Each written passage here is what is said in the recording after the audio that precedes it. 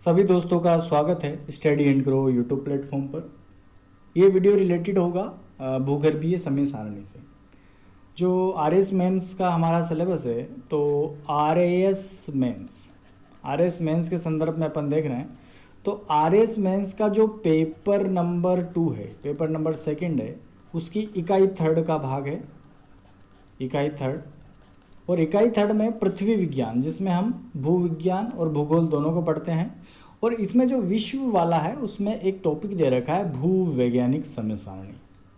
तो यही टॉपिक हमको देखना है, भूवैज्ञानिक समय सारणी। तो हेडिंग लगाओ, भूवैज्ञानिक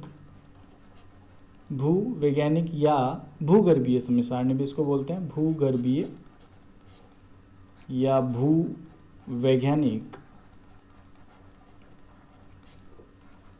समय सारणी या फिर geological time scale, geological time scale.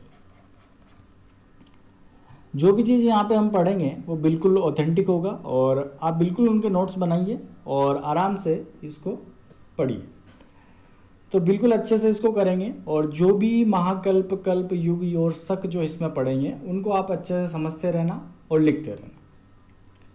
तो बात करें भूगर्भीय या फिर भूवैज्ञानिक समय सारणी की, तो एक तरह का क्या है, हम समय की स्टडी करेंगे। समय का क्या मतलब है कि जब हमारी पृथ्वी की उत्पत्ति हुई तब से लेकर अब तक क्या क्या बदलाव हो चुके हैं, किस तरह से मानव की उत्पत्ति हुई, किस तरह से बैक्टीरिया बने शुरू में, फिर बाद में धीरे धीरे रीढ़ विहीन जंतु बने, फिर उनमें रीढ़ आई, फिर सरीसृप बने। तो इस तरह की जो क्रिया रहेगी, वो क्रिया किस प्रकार से हुई, वो सब हम बात करेंगे धीरे धीरे। तो ये जो टॉपिक है, तो सबसे पहले हम बात करें हमारी पृथ्वी की, तो इसमें हम क्या पढ़ने वाले हैं। एक तो हम इसमें पढ़ेंगे कि जो भी कल्प है, महाकल्प है, उनके बारे में पढ़ेंगे। तो इसका जो मेन मोटिव रहेगा हमारा पढ़ने का, कि जो भी भौगोलिक और जैविक घटनाएं हुई है उनका हम लेखा जोखा पढ़ेंगे। तो लिख लेते हैं कि पृथ्वी की उत्पत्ति से लेकर आज तक घटित होने वाली जैविक तथा भौगोलिक घटनाएं, जैविक तथा भौगोलिक घटनाओं का क्रम या फिर लेखा जोखा, घटनाओं का क्रम या फिर लेखा जोखा ही हम भौगोलिक समय सारणी के अंतर्गत पढ़ेंगे।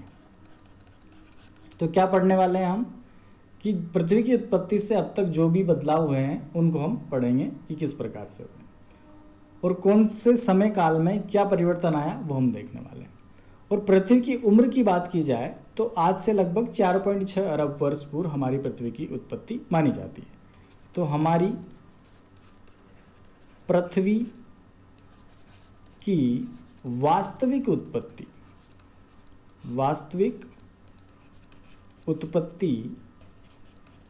आज से लगभग 4.6 अरब वर्ष पूर्व मानी जाती है। हालांकि जो हमारे पास साक्ष्य हैं, जो रेडियो सक्रिय पदार्थों का हमने अध्ययन किया है, किसी भी चट्टान का अध्ययन करते हैं, कोई भी तत्व का अध्ययन करते हैं, तो उसकी जो उम्र का पता करते हैं वो कार्बन डेटिंग विधि होती है।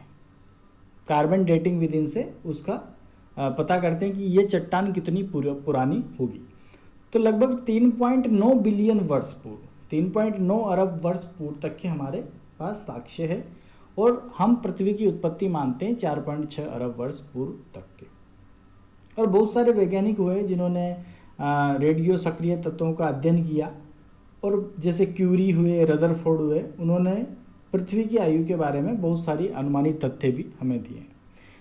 पर हम जो यहाँ पे पढ़ेंगे तो पूरी जो समय सारणी को हम 4 भागों में विभाजित करेंगे कि उत्पत्ति से लेकर जो अभी तक की अवधि है, उत्पत्ति से लेकर अब तक की अवधि को हम 4 भागों में विभाजित करते हैं। कितने भागों में विभाजित करेंगे? 4 भागों में। जो पहला भाग होगा उसको हम बोलते हैं महाकल्प। महाकल्प जो पहला काल है, जो पहला समय है, उसको महाकल्प या फिर ईओन, AEON, ईओन। दूसरा है कल्प, जिसको हम बोलते हैं एरा, ERA, एरा। तीसरा भाग रहेगा युग या इपोच, इपोच। और जो फोर्थ है वो है शक, जिसको हम बोलते हैं एज या फिर पीरियड। तो पूरे समय को हमने 4 भागों में विभाजित किया। पहला है महाकल्प। जब महाकल्पों का हम विभाजन करेंगे तो वो किस में विभाजित होंगे? कल्प में। जैसे मान लो 2 महाकल्प है तो उस 2 महाकल्पों को हम बांटेंगे कल्प में, और कल्पों को हम बांटते हैं युगों में, और युग किस में बांटते हैं? शक में। तो अभी तक तो ये समझो कि महाकल्पों को हम बांटने वाले हैं कल्पों में, फिर कल्पों को युगों में, और युग किस में बांटेंगे? शक में। जब हम इसको पढ़ेंगे तो एकदम क्लियर समझ में आने लगेगा कि किस तरह से हम इनको विभाजित कर रहे हैं। तो जो महाकल्प है, महाकल्प, तो जो महाकल्प है उसको हम बांटेंगे कल्पों में। तो सबसे पहले हम पृथ्वी की आयु को 2 महाकल्पों में बांटते हैं। तो पृथ्वी की पूरी आयु, पूरी आयु को अब तक मतलब जब से उत्पन्न हुई पृथ्वी तब से अब तक, पूरी को हम 2 कल्पों में बांटते हैं। कल्पों में नहीं, महाकल्पों में, महाकल्पों या फिर इयोन्स में बांटेंगे। और वो 2 महाकल्प कौन से हैं? फर्स्ट नंबर पे है प्री कैम्ब्रियन काल। क्या नाम है? प्री कैम्ब्रियन काल। और जो दूसरा है वो है पोस्ट कैम्ब्रियन काल, पोस्ट कैम्ब्रियन काल। जो प्री कैम्ब्रियन काल का समय है, तो ये प्री कैम्ब्रियन काल का समय कहाँ से चालू होगा? क्योंकि हमने पूरी आयु को बांटा है, तो जब से पृथ्वी बनी, पृथ्वी कब बनी? 4.6 अरब वर्ष पूर्व से, अरब वर्ष पूर्व से कब तक? 570 मिलियन वर्ष पूर्व तक का जो समय रहेगा वो रहेगा प्री कैम्ब्रियन का। और इसके बाद चालू होगा पोस्ट कैम्ब्रियन का 570 मिलियन वर्ष पूर्व से अब तक का जो समय है वो है पोस्ट कैम्ब्रियन। तो मैंने क्या कहा अभी तक कि हम भूगर्भीय समय सारणी में क्या पढ़ेंगे? जो भी बदलाव हुए वो पढ़ेंगे। और वो बदलाव कब से चालू हुए? जब पृथ्वी बनी। पृथ्वी कब बनी? 4.6 अरब वर्ष पूर्व। अब इस पूरे समय को हमने 2 भागों में बांटा है, 2 महाकल्पों में बांटा है, प्री कैम्ब्रियन काल और पोस्ट कैम्ब्रियन काल।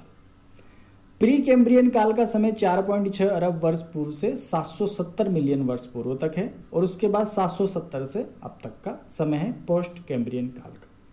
पोस्ट का मतलब होता है बाद में, और प्री का मतलब पहले। जैसे हम उदाहरण के तौर पर देखें तो जैसे हम इतिहास में सन कैसे याद रखते हैं, जैसे मान लो इस समय पे क्या हुआ? जीसस क्रिस्ट या ईसा मसीह का जन्म माना जाता है 0 पे, और इससे पहले के सालों को हम ऐसे दिखाते हैं कि 200 ईसा पूर्व, मतलब ईसा के जन्म के पहले, 200 साल ईसा के जन्म के पहले, और बाद में को हम ईस्वी बोलते हैं। ठीक है, तो यहाँ पे हम किस तरह प्रदर्शित करते हैं कि जैसे मान लो 200 ईसा पूर्व लिखा, उसी तरह हमने यहाँ क्या लिखा? 4.6 अरब वर्ष पूर्व। ठीक है, और कैम्ब्रियन काल की एक चट्टान हमें मिली है, इसलिए इसको प्री कैम्ब्रियन काल कहा गया। मतलब एक कैम्ब्रियन काल, एक काल की हमें चट्टान मिल गई, ये कैम्ब्रियन काल है। इससे पहले की जो घटना है वो प्री कैम्ब्रियन और इसके बाद की जो घटना है वो पोस्ट कैम्ब्रियन।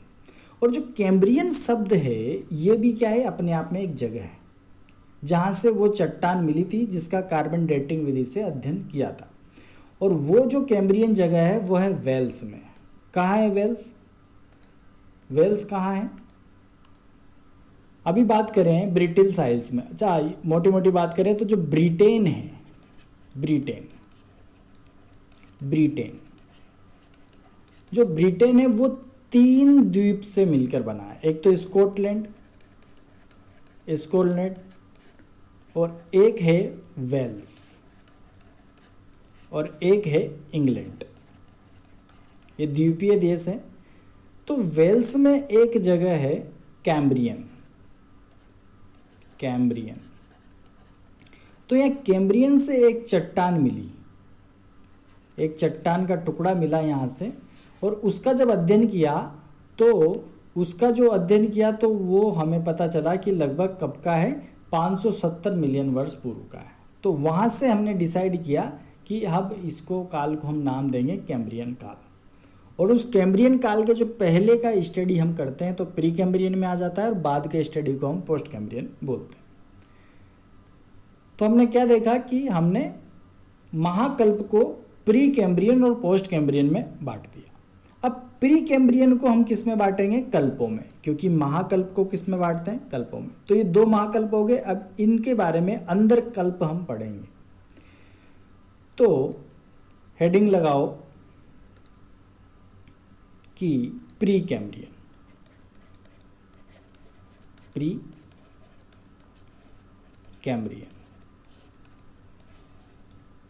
तो इस महाकल्प की घटनाओं को हम 3 कल्पों में विभाजित करते हैं। कितने कल्पों में विभाजित करते हैं? 3 कल्पों में। 3 कल्पों में विभाजित करते हैं। और वो 3 कल्प किस प्रकार है? वो 3 कल्प है, जो फर्स्ट कल्प है उसका नाम है एजोइक या फिर अजोइक। दूसरा जो कल्प है वो है आर्कियोजोइक या फिर आर्कियोजोइक। हिंदी और अंग्रेजी में एक ही समान नाम है इनके, और इसी तरह हमको याद रखना है। और अगला है प्रोटेरोजोइक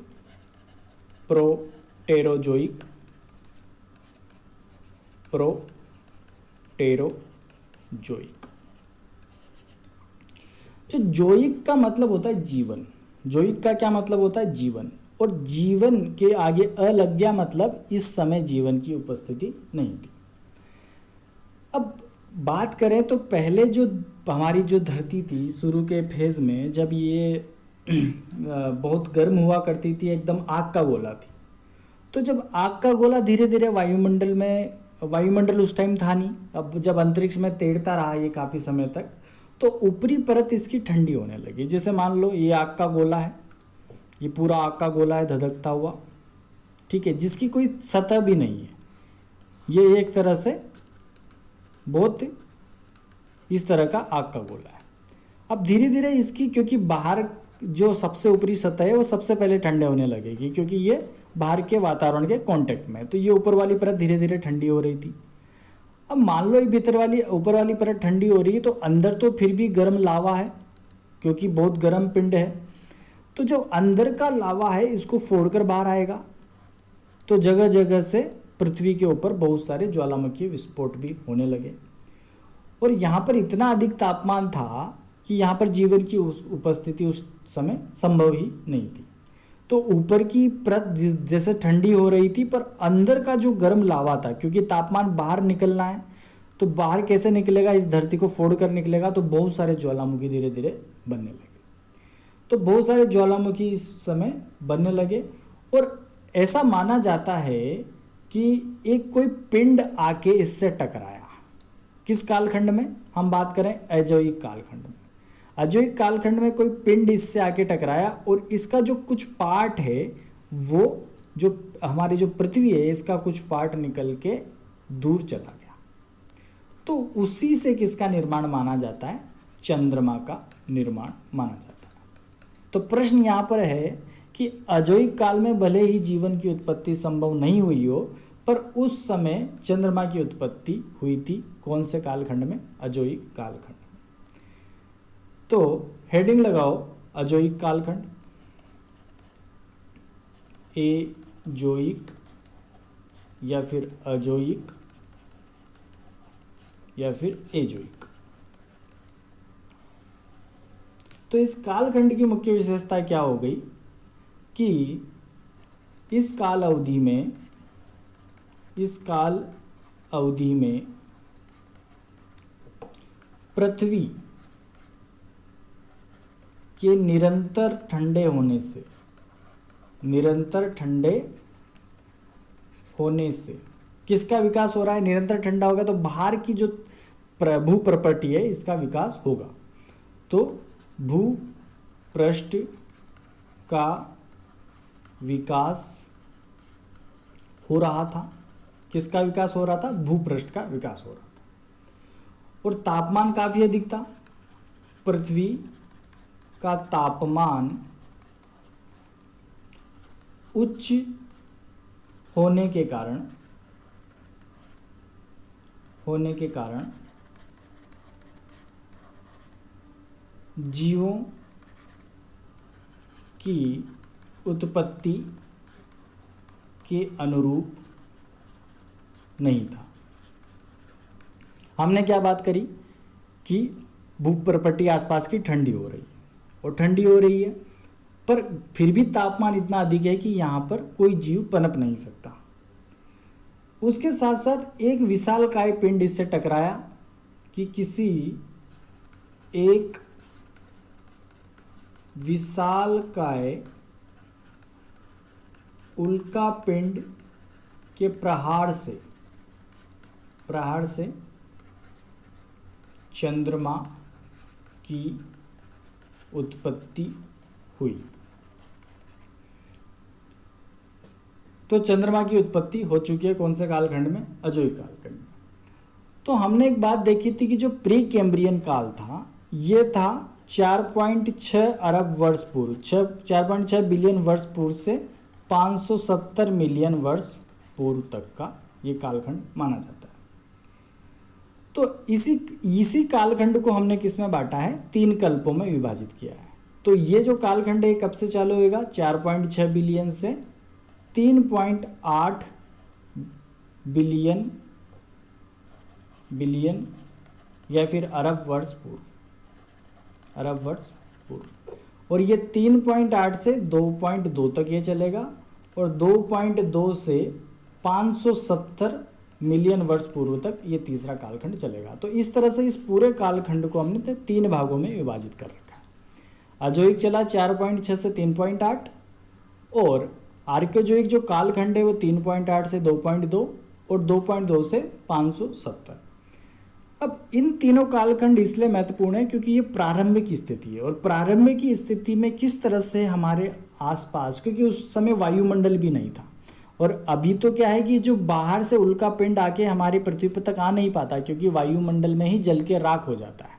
क्योंकि जो स्ट्रेटोस्फेयर है, टोपोस्फेयर है, उसके आगे आयोनोस्फेयर है, ठीक है, एक्सोस्फेयर है, तो वहीं पर समताप मंडल जो मंडल है तो मंडल में घर्षण के कारण ही ये जल के खत्म हो जाता है ऊपर ही। तो उस समय वायुमंडल नहीं था तो कोई भी ग्रह किसी से आके टकरा रहा था। तो वायुमंडल कैसे बना उसकी हम बात करेंगे। तो ये अजोइक कालखंड आपको समझ में आता है। उसके बाद जो अगला कालखंड है उसका नाम है आर्कियोजोइक। आर्कियोजोइक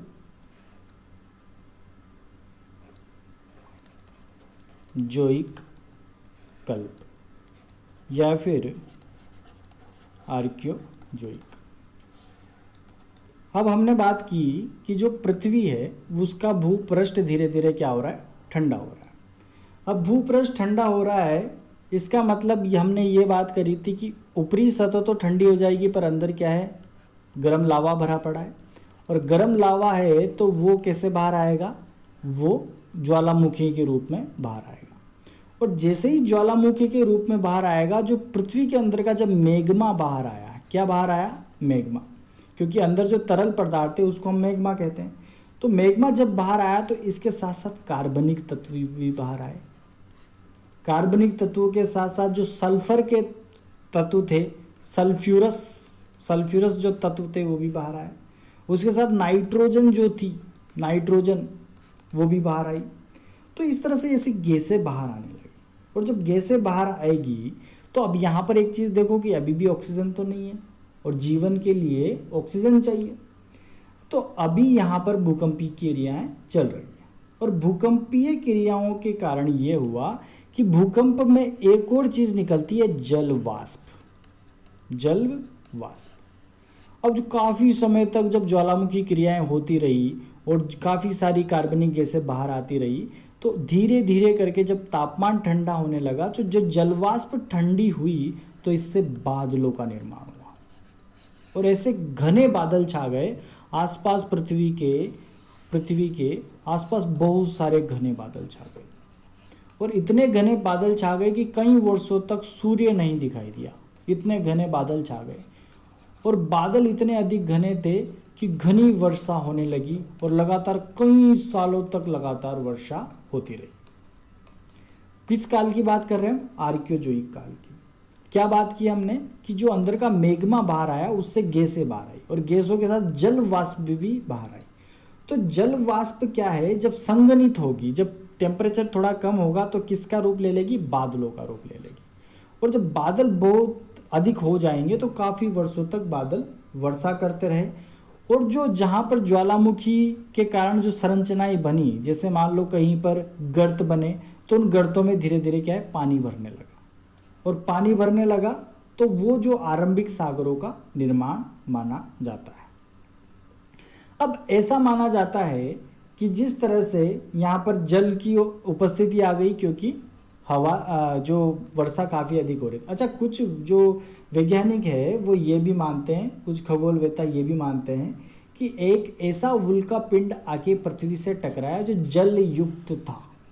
जल युक्त उल्का पिंड आकर पृथ्वी से टकराया। दो मान्यताएं इस युग में हैं कि या तो बादलों का निर्माण हुआ या जल युक्त उल्का पिंड आके टकराया। और जलयुक्त जब उल्का पिंड आके टकराया तो उससे पृथ्वी पर पानी की उपस्थिति मानी जाती है। और पानी की जब उपस्थिति हो गई यहाँ पर, कैसे पानी की उपस्थिति हुई? जैसे पृथ्वी के ऊपर जो ज्वालामुखी स्फोट हुए तो वहाँ पर बहुत सारे गर्त बनने लगे। गर्त क्या होता है? इस तरह का जो शेप बन गया कहीं पर, तो जब पानी आएगा तो पानी इसमें भर जाएगा। और पानी जब काफ़ी समय तक, हालांकि पानी गर्म है, पानी अभी भी गर्म है। गर्म क्यों है? क्योंकि पृथ्वी का अंदर का तापमान अभी भी बहुत ज़्यादा गर्म था। तो यहाँ पर इस गर्त में पानी भर गया, और पानी भरने के बाद भी अभी भी यहाँ पर हम देख पा रहे हैं कि पानी भर गया पर अभी भी जीवन नहीं है। तो जीवन की उत्पत्ति होगी इस पानी में। और कैसे उत्पत्ति होगी? क्योंकि जब इसमें क्या है, विभिन्न लवण घुलेंगे। लवण क्या होता है?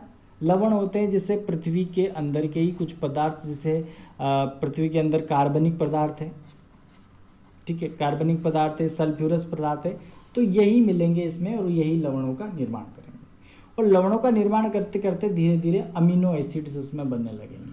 अमीनो अम्ल बनने लगेंगे, और अमीनो अम्ल धीरे धीरे किसमें कन्वर्ट हो जाएगा? प्रोटीन में कन्वर्ट हो जाएगा। तो इस तरह इस गर्त में जो पानी भरा आरंभिक में, इसी को हम बोलते हैं प्रोटीन सूप। प्रोटीन सूप इसको नाम दिया गया। क्या नाम दिया गया? Protein soup. और इसी प्रोटीन सूप में क्या हुआ कि कुछ बैक्टीरिया का जन्म हुआ। किस बैक्टीरिया का जन्म हुआ? सबसे पहले साइनोबैक्टीरिया का जन्म हुआ। किसका जन्म हुआ? साइनोबैक्टीरिया, या फिर आर्कियोबैक्टीरिया। और आर्कियोबैक्टीरिया का जन्म हुआ, इसीलिए इस काल को आर्कियोजोइक कालखंड कहा जाता है। तो आर्कियोबैक्टीरिया का जन्म हुआ इसी गर्तनुमा, जगह जगह बहुत सारे गर्त बन गए और वहाँ पर पानी भरने लगा, और लगातार बारिश अभी भी हो रही है। बिजली कड़क रही है, और बिजली से कड़कने से एक घटना ऐसी मानी जाती है कि जब बिजली कड़की तो उससे जो पराबैंगनी किरणें थी, अल्ट्रा वायलेट रेज थी, यूवी किरणें जो थी वो आकर किस पे पड़ी, वो आके किस पे पड़ी, पानी पे पड़ी। तो पानी का सूत्र होता है H2O। तो जब इस पे पराबैंगनी आके किरणें पड़ी तो इसका जो हाइड्रोजन है और ऑक्सीजन है वो अलग अलग हो गया, और ऑक्सीजन जब अलग हुआ तो ऑक्सीजन की उत्पत्ति मानी जाती है। तो इसी कालखंड में किसकी उत्पत्ति भी मानी जाती है, ऑक्सीजन की उत्पत्ति भी मानी जाती है। अब साइनोबैक्टीरिया जो है ये क्या करता था, प्रकाश संश्लेषण करता था, प्रकाश संश्लेषण करता था। और प्रकाश संश्लेषण करेगा तो और ज़्यादा ऑक्सीजन बाहर निकलेगी। जैसे पौधे हैं, पौधे प्रकाश संश्लेषण करते हैं, जैसे काई है वो भी प्रकाश संश्लेषण करती है, तो उससे ऑक्सीजन की मात्रा वायुमंडल में और ज़्यादा बढ़ती है क्योंकि कार्बन डाइऑक्साइड वो कंज्यूम कर लेते हैं। तो जब ये प्रकाश संश्लेषण करने लगे साइनोबैक्टीरिया, तो कार्बन डाइऑक्साइड की जो मात्रा थी वो धीरे धीरे क्या होने लगी, कम होने लगी। अब कार्बन डाइऑक्साइड कहाँ से आई थी, जो कार्बनिक गैसें निकली थी, जो सल्फ्यूरिक गैसें निकली थी, ये कार्बनिक गैसें क्या है, इसमें कार्बन डाइऑक्साइड भी विद्यमान है। तो ये आर्कियोजोइक क्रम की घटनाएं हैं जो इस समय हुई। तो क्या क्या हुआ, पहले हमने बात की कि ज्वालामुखी क्रियाएं बहुत अधिक होने लगी। ज्वालामुखी क्रियाओं से जो लावा निकला उसके साथ गैसें निकली, और उन गैसों में जलवाष्प भी थी जो संघनित होकर जिन्होंने बादलों का निर्माण किया। और बादलों का निर्माण हुआ तो लगातार बारिश होने लगी, और लगातार बारिश से जो गर्त बने शुरू के, जिनको प्रोटीन सूप कहा जाता है, उनमें साइनोबैक्टीरिया, आर्कियोबैक्टीरिया का जन्म हुआ। और जब जल पर अल्ट्रावायलेट किरणों की बम्बार्टमेंट हुई, जब बिजली कड़की, तो जब H2O पर पड़ी तो हाइड्रोजन और ऑक्सीजन अलग हुआ, इस तरह ऑक्सीजन की उत्पत्ति मानी जाती है। अच्छा, एक और बात, और इसी समय जो मैग्मा उद्गार हुए, ज्वालामुखी क्रियाओं से मैग्मा जो उद्गार हुए, उन्हीं से जमाव से, उन मैग्मा के जमाव से शुरू के जो सीड है उनका निर्माण माना जाता है। तो इसी चीज़ों को हमको लिखना है, तो हम इन्हीं चीज़ों को लिख लेते हैं इस कालखंड में, जिसका नाम है आर्कियोजोइक कालखंड। आर्कियोजोइक या फिर आर्कियोजोइक।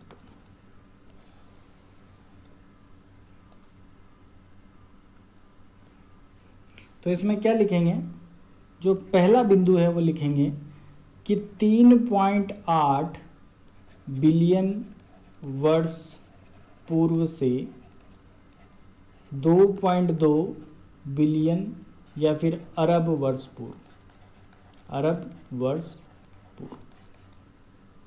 का जो समय है वो आर्कियोजोइक का है। तो लाखों वर्षों की ज्वालामुखीय क्रियाओं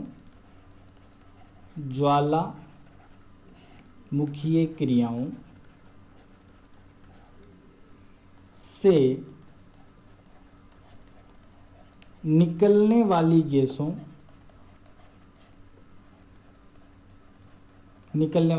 कौन कौन सी गैसें, ब्रैकेट में लिख लो, कार्बनिक गैसें, सल्फ्यूरिक गैसें तथा नाइट्रोजनी गैसें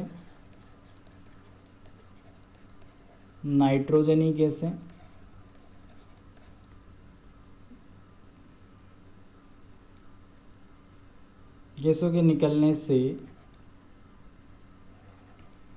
बाहर निकलने वाले गैसों तथा मैग्मा से आरंभिक शील्ड का निर्माण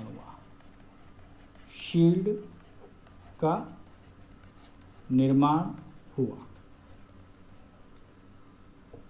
किसका निर्माण हुआ, शील्ड का निर्माण हुआ। अब आगे ज्वालामुखीय गैसों में उपस्थित, ज्वालामुखी गैसों में उपस्थित जल वाष्प क्या हुआ? जल वाष्प का संघनित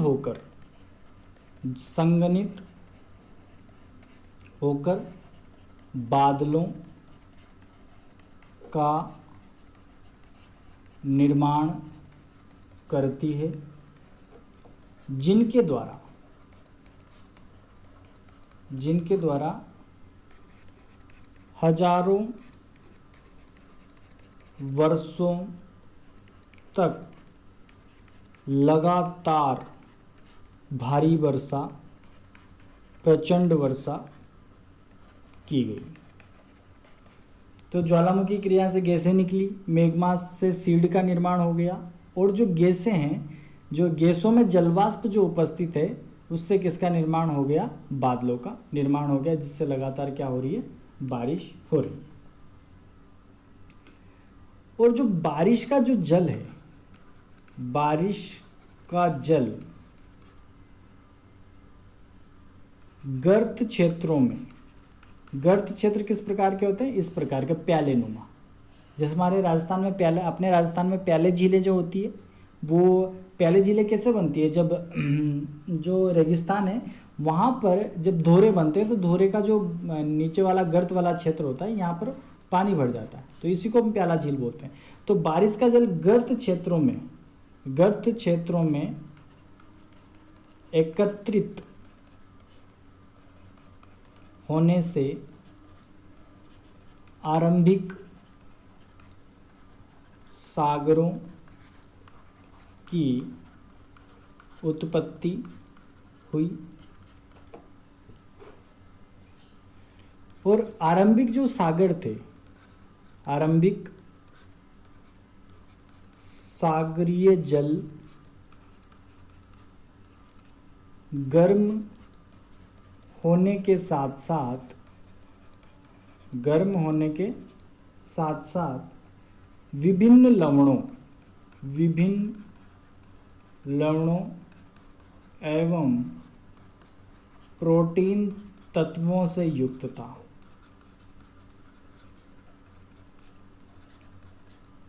जिसे क्या कहते हैं?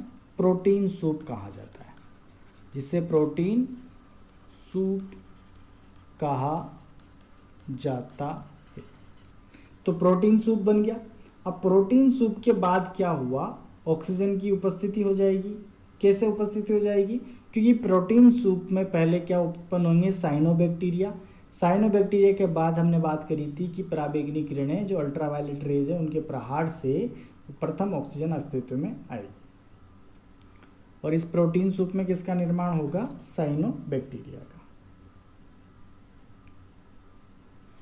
तो लिखो कालांतर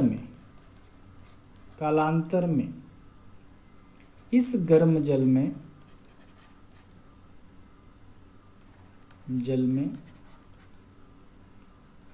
ऑक्सीजन की अनुपस्थिति, ऑक्सीजन अभी उपस्थित नहीं हुई है, अनुपस्थिति की दशा में विभिन्न अणुओं की अभिक्रियाओं द्वारा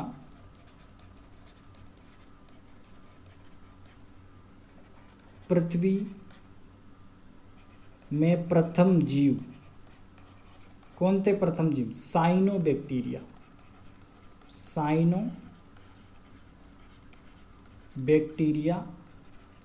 और आर्कियोबैक्टीरिया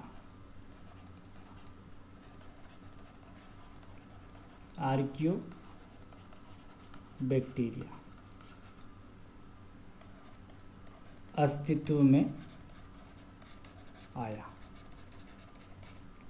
तो ऑक्सीजन भी अभी उत्पन्न नहीं हुई है, उससे पहले साइनोबैक्टीरिया और आर्कियोबैक्टीरिया बन चुका है। अब आगे लिखते हैं कि जल वाष्प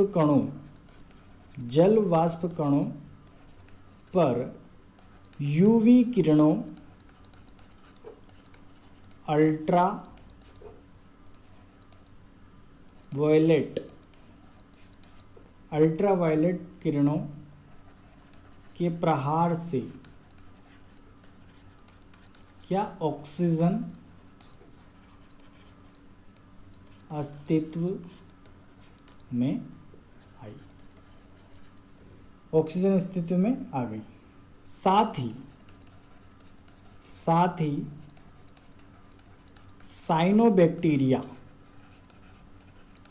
साइनोबैक्टीरिया व आर्कियोबैक्टीरिया जो है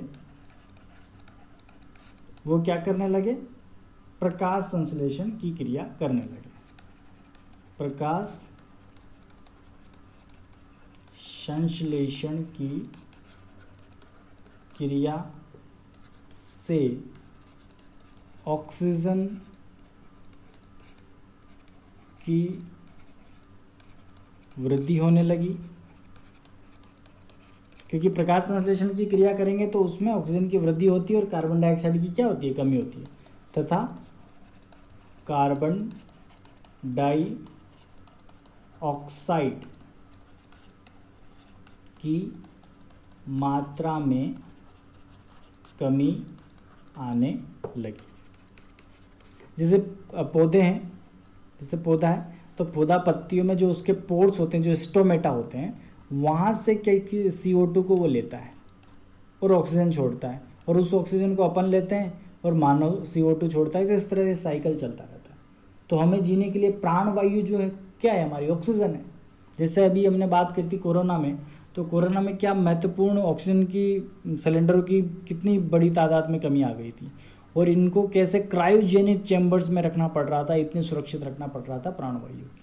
तो बहुत सारे लोग ने देखा है कि कितनी महत्वपूर्ण है। तो ऑक्सीजन की जो वृद्धि होगी यही हमारे जीवन में सहायक है। तो अब ये जो साइनोबैक्टीरिया आर्कियोबैक्टीरिया बने, यही बाद में जो अभी हमें शैवाल जिनको कहते हैं, ये इन्हीं का एक विकसित रूप है। तो साइनो एवं आर्कियो जो बैक्टीरिया है, आर्कियोबैक्टीरिया का जो विकसित रूप है, विकसित रूप ही एल्गाई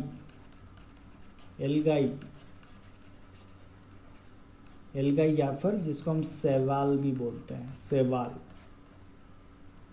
के रूप में प्राप्त होता है। तो ये बातें हुई आर्कियोजोइक काल की। तो हम किस तरह पढ़ रहे हैं कि पहले हमने देखा कि जो प्री कैम्ब्रियन काल है, प्री कैम्ब्रियन काल, इसको हमने बांटा था कि शुरू कब से लेकर 4.6 अरब वर्ष पूर्व से लेकर जो 570 मिलियन वर्ष पूर्व तक का जो समय। अब प्री कैम्ब्रियन में हमने बांटा एजोइक, आर्कियोजोइक, और जो तीसरा वाला है वो है प्रोटेरोजोइक। आर्कियोजोइक की बात करें तो 4.6 से हमने बात करी 3.8 तक, और 3.8 से 2.2 तक, और 2.2 से आगे बात करेंगे 570 वर्ष पूर्व तक। तो ये जो काल है ये खत्म हो जाएगा। इसमें चंद्रमा की उत्पत्ति हो गई, इसमें शील्ड का निर्माण हो गया, बैक्टीरिया बन गई, ऑक्सीजन की वृद्धि हो रही है। तो ये क्रियाएं, और ये जो क्रियाएं हो रही है ये ऐसा नहीं है हाथी मात हो, इनमें भी लाखों साल लगे हैं। जो वो सूप बना है, जैसे जो सूप बना है प्रोटीन सूप, उसमें धीरे धीरे चीज़ें घुलने लगी, चीज़ें घुलने लगी, तो उन घुली हुई चीज़ों से अमीनो एसिड्स बने। वो जो प्रोटीन बने उनसे अमीनो, जो हमारा डीएनए होता है, डीएनए जो द्विखंडित स्ट्रक्चर होता है, उस डीएनए में क्या होते हैं, जो प्रोटीन्स होते हैं, जो हम एडिनोसिन, ये थाइमीन वगैरह जो जुड़े होते हैं एक दूसरे से डबल और सिंगल बंद, ट्रिपल और डबल बंद से, वो क्या होते हैं, प्रोटीन होते हैं, अमीनो एसिड्स होते हैं।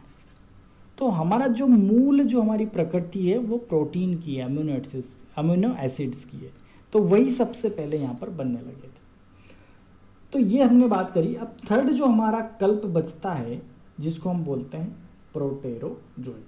अब प्रोटेरोजोइक कालखंड में क्या हुआ कि भूगर्भीय हलचलें अभी तक हो रही है, और अभी तक हो रही है, पर इसमें एक महत्वपूर्ण घटना हुई जिसको हम बोलते हैं पर्वतोत्पत्ति।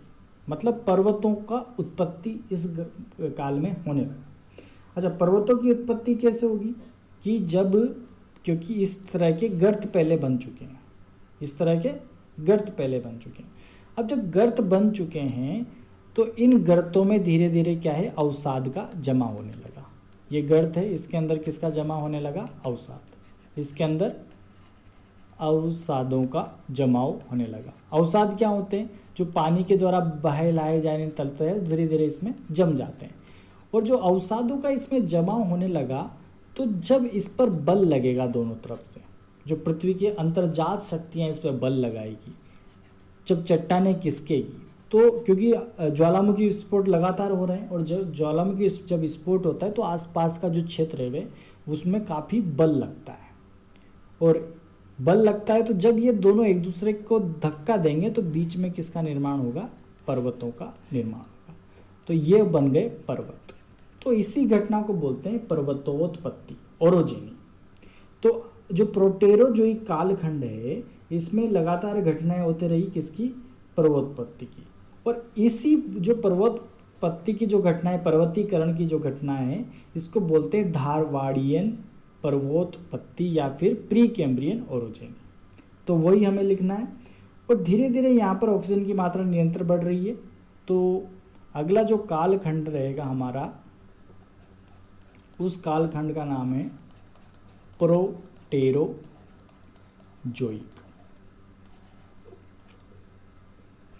प्रोटेरोजोइक।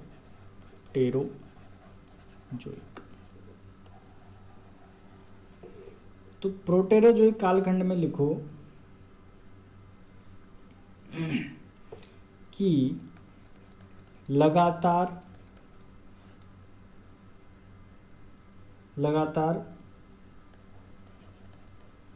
ज्वालामुखीय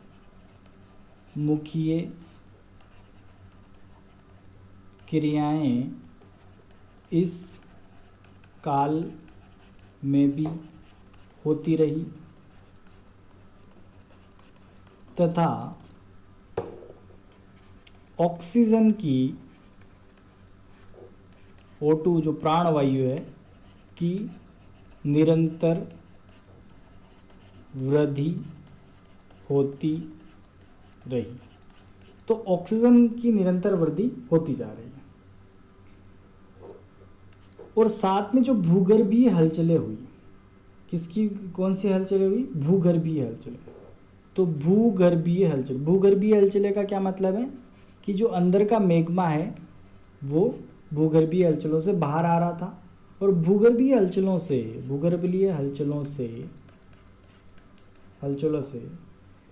पृथ्वी पर प्रथम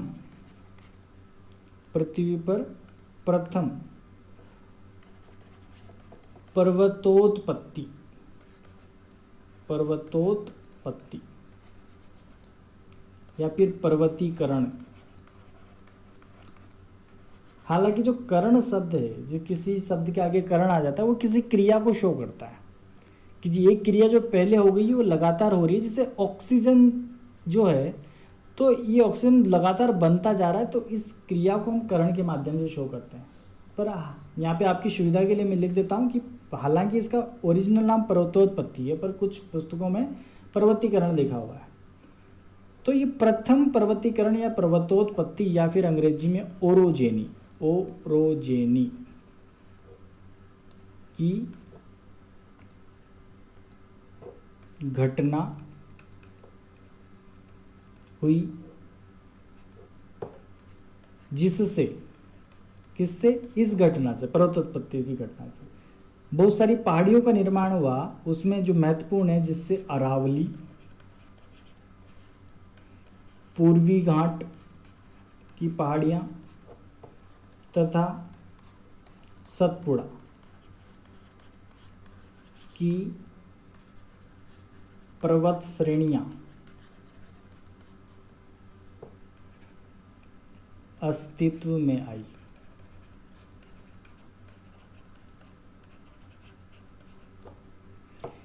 इसे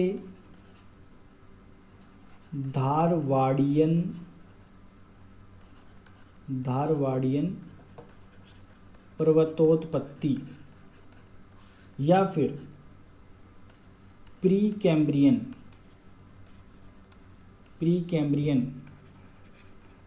पर्वतोत्पत्ति या फिर धारवाड़ियन ओरोजेनी या फिर प्री कैम्ब्रियन ओरोजेनी।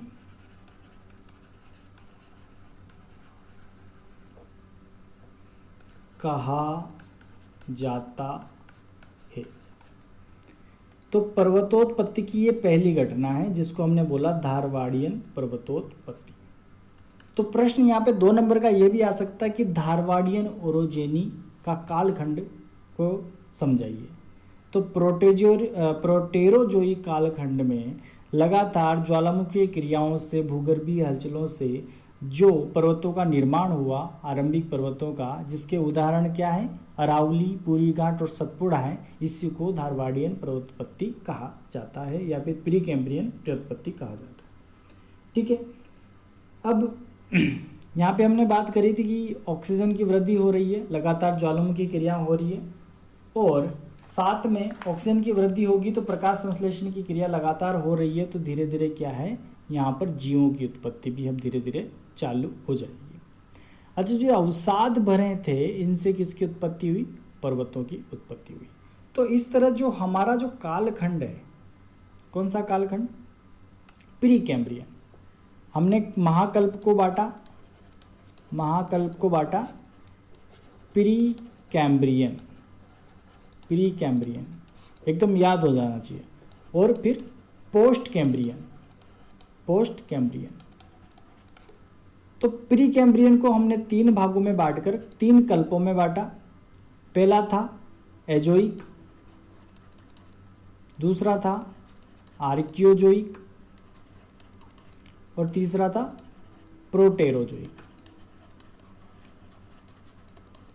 तो ये तीनों हमने पढ़ लिए। अब अपन आएंगे पोस्ट कैम्ब्रियन में, और पोस्ट कैम्ब्रियन को हम 4 कल्पों में विभाजित करेंगे। कितने कल्पों में विभाजित करेंगे, 4 कल्पों में। वो 4 कल्प कैसे हैं, वो है, पहला है पेलियोजोइक,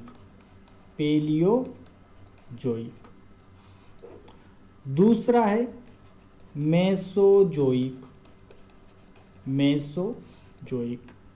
या फिर मीसोजोइक भी इसको बोलते हैं। अगला है सीनेजोइक और अंतिम है नियोजोइक। तो ये जो कालखंड था प्री कैम्ब्रियन, ये 4.6 बिलियन से 570 मिलियन वर्ष पूर्व तक का था। अब 570 से ये चालू होगा, तो ये जो 570 से चालू हुआ ये 220 मिलियन तक हुआ। उसके बाद 220 मिलियन से ये 72 मिलियन तक चलेगा, फिर 72 मिलियन से वर्ष पूर्व से ये 11 मिलियन वर्ष तक पूर्व से चलेगा, और 11 मिलियन वर्ष से पूर्व से अब तक का जो समय है वो नियोजोइक कालखंड का समय रहेगा। तो इस तरह से इसको हम समझेंगे। ये हालांकि पूछा गया है पहले, इस पोस्ट कैम्ब्रियन कालखंड को पेलियोजोइक को पूछ रखा है, तो इसको अच्छे से पढ़ेंगे कि पेलियोजोइक, मेसोजोइक और सीनेजोइक और नियोजोइक क्या होते हैं। और पेलियोजोइक को भी हम 6 भागों में विभाजित करके पढ़ेंगे, 6 कल्पों में, क्योंकि ये जो महाकल्प है इसको कल्पों में बांटा हमने, अब इसको हम किस में बांटेंगे, कल्पों को शकों में बांटेंगे। तो उस तरह से हम इसका अध्ययन करने वाले हैं। तो पेलियोजोइक को हम युगों में बांट के, शकों में नहीं, युगों में बांट कर उसका अध्ययन करेंगे। तो आज की कक्षा में इतना ही रहने देते हैं, और काफ़ी थोड़ा कॉम्प्लिकेटेड टॉपिक है, इसमें याद करने वाली चीज़ें ज़्यादा है। अगर थोड़ा समझ में आता है तो इसका एक बार फ्लो चार्ट बना के देखना हम किस तरह से विभाजित कर रहे हैं। तो एक बार फ्लो चार्ट बनाओगे तो क्लियरिटी आ जाएगी। बस मोटी मोटी चीज़ें याद रखनी है। कभी कभी प्रश्न, जैसे हमारा जो आरएस है ये कंटेंट वाला है, इसमें कंटेंट वाला सब्जेक्ट है। जो भी हम प्रश्न लिखते हैं उसमें कंटेंट होना चाहिए। 2-4 कंटेंट मिलते ही वो पूरे नंबर देता है। जैसे पहला पूछ लिया, जैसे अजोइक पूछ लिया उसने। अब अजोइक पूछ लिया तो हमने सबसे पहले इसमें टाइम मेंशन कर दिया कि 4.6 से 3.8 बिलियन वर्ष पूर्व तक होता है।